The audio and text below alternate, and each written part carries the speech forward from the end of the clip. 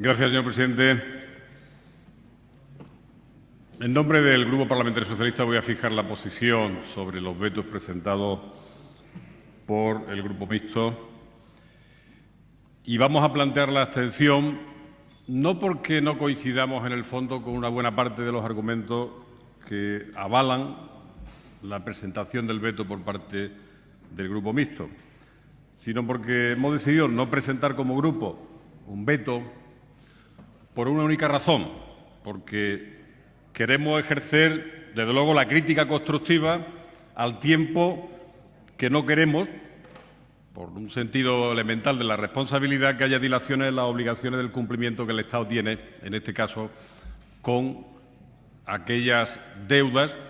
que se pueden generar si no se habilita, tal como establece la Ley General Presupuestaria, un crédito extraordinario para hacer frente a esos 2.200 millones de euros que estimaba la Comisión Nacional de la Energía que eran necesarios dada la diferencia de evolución entre los gastos y los ingresos del sistema eléctrico y, por tanto, que la cantidad contenida en los presupuestos del Estado de 2.921 millones de euros, que lo que había previsto en los presupuestos del 2013 era insuficiente para financiar lo que se preveía. Por tanto, nuestra posición de responsabilidad,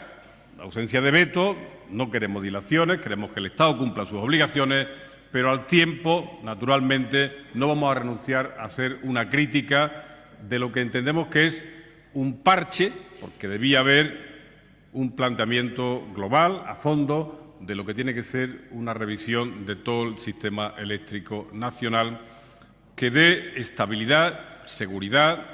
sostenibilidad a una situación que creemos que es, sin ninguna duda, manifiestamente mejorable. Y este es, insisto, un parche, quizá un parche necesario, coyuntural, pero no deja de ser un parche. ¿Cuál es el elemento de fondo de nuestra discrepancia radical con lo que plantea la filosofía de esta ley, que tiene efectivamente, como antes he señalado, 2 artículos y un título que es absolutamente significativo en su formulación? A alguien le puede parecer irrelevante cuál es el contenido del título, pero yo creo que denota una posición claramente ideológica. No estamos, por tanto, solo en un debate contable, en un debate numérico de insuficiencia de crédito que hay que suplementar con un crédito extraordinario. Estamos en un debate ideológico. ¿Por qué se mantiene en el título y se reitera en los 2 artículos, más porque no hay más artículos en la ley, esa fijación sobre y contra las energías renovables como las causantes del déficit que ahora hay que corregir con este crédito extraordinario? Me parece que no es inocente en absoluto esa posición. Y no es inocente incluso asumiendo un riesgo. Se lo señalábamos al grupo que sostiene al Gobierno en la Comisión de Presupuestos. Le decíamos que mantener esa fijación respecto a la energía renovable, cuando lo razonable sería que esos 2.200 millones de euros de crédito extraordinario financiados con deuda pública para sostener las necesidades del sistema eléctrico nacional fuesen para todos los componentes y todos los costes del sistema eléctrico nacional. Todos, no solo las primas a las energías renovables, porque hay otros costes, como bien se sabe, los costes de insularidad, los costes de interrumpibilidad, también, por supuesto, el coste de las primas a las renovables. Pero no es inocente. Y decía que se asume un riesgo innecesario porque no sé cuál es el porcentaje de riesgo, pero podían eventualmente ser consideradas como ayudas de Estado y asumir ese riesgo me parece que es algo absolutamente innecesario, absolutamente innecesario. Es más, ese riesgo está también complementado con otra atadura de manos manteniendo esta formulación que es solo poder dedicar esos 2.200 millones de euros a los costes de las primas y no a otros costes que podían, evidentemente, tener necesidad de ser atendidos también, como los que antes señalábamos, derivados de la insularidad, de la interrumpibilidad o de cualquier otro de los costes del sistema eléctrico. El debate de fondo aquí, al final, es un conflicto de intereses. Y yo creo que es un conflicto de intereses que el Estado, que el Gobierno, tiene que tratar de armonizar. Un conflicto de intereses, si se quiere, legítimo. Yo creo que la posición del grupo mayoritario sosteniendo esta forma de formular la denominación de la ley, al final lo que pretende es seguir culpabilizando al Gobierno anterior, seguir culpabilizando y focalizando a las energías renovables como la causa de todos los males del déficit de tarifa y, naturalmente, quitando un riesgo de que la cuenta de resultados del oligopolio de la generación acabe sintiéndose amenazada en el medio plazo. Y yo creo que la función del Gobierno no tiene que ser proteger intereses, por legítimos que sean,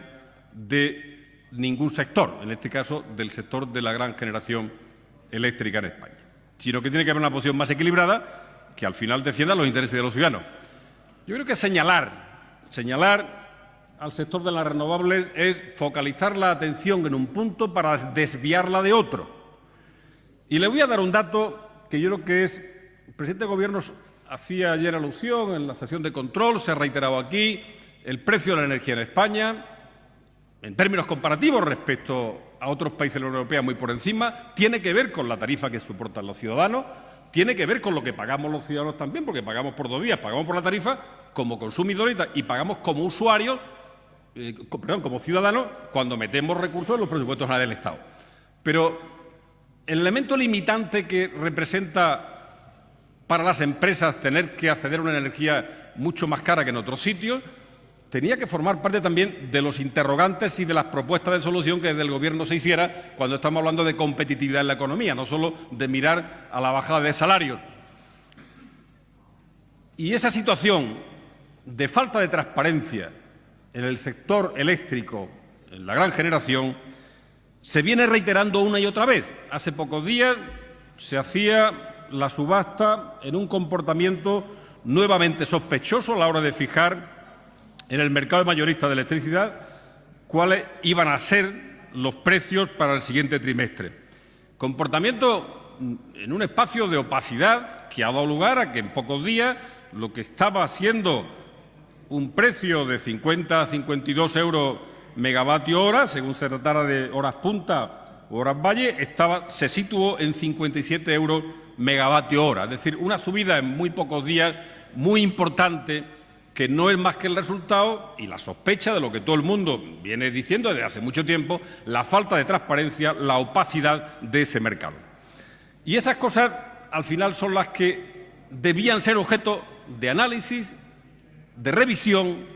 para defender lealmente los intereses del conjunto de los ciudadanos. Se ha señalado también antes aquí la presencia de determinadas personas significadas políticamente en algunos de los consejos de administración. Hace pocos días aparecía en la prensa el marido de la señora Cospedal en un consejo de administración de Iberdrola, ¿verdad? Bueno, yo creo que todo eso no alimenta, en un momento complicado como este para los ciudadanos que están teniendo que soportar recortes en servicios públicos básicos, que están teniendo bajada de salario globalmente, que acabe habiendo sospechas de que el comportamiento de los que están en una oposición dominante, en una posición de oligopolio, no tienen la suficiente transparencia para conformar los precios de algo que todos tenemos que consumir, por supuesto el sector productivo también. Yo no sé si la Comisión Nacional de los Mercados de la Competencia tiene suficiente independencia de criterio como para ser capaz también de controlar estos comportamientos supuestamente o presuntamente abusivos de los que están instalados en ese sector. Por tanto, yo creo que este proyecto de ley, cortito, pero significativo desde el punto de vista político, porque estamos hablando de posiciones que no son inocentes, que señalan de forma culpable a un sector y desvían la atención de otro que tenía que ser analizado con más detenimiento, con bastante más detenimiento, que tenía que verse por qué hay que estar soportando seguramente costes en la conformación de esos precios de tecnologías que están sobradamente amortizadas como la nuclear o como la gran hidroeléctrica y que, sin embargo, seguro que están siendo todavía repercutidos de forma abusiva en los precios y soportados por el conjunto de los ciudadanos. Por lo tanto, nuestra posición en relación con estos vetos, manteniendo, desde luego, en lo esencial las razones que lo alimentaban, pero haciendo eso compatible con nuestra posición responsable para que no haya dilación en el cumplimiento de las obligaciones del Estado, bases de abstención, como lo vamos a mantener también para el conjunto del proyecto de ley cuando se vote el dictamen en el siguiente turno. Pero creemos que la ley del sector eléctrico, que ya la Mesa del Congreso ha calificado para su tramitación el día 1 de octubre, tiene que ser la ocasión para que haya transparencia, para que haya un abordaje suficientemente serio, donde se defiendan los intereses del conjunto de la sociedad, del conjunto de los españoles, empresarios, ciudadanos, usuarios. Vaya terminando, señoría. Termino, señor presidente. Que, en definitiva, permitan que seamos capaces de hacer una aportación al crecimiento de la economía, a la competitividad de las empresas y a la transparencia de los mercados, aunque estén también dominados por grandes corporaciones industriales. Gracias, señor presidente. Gracias, senador López García.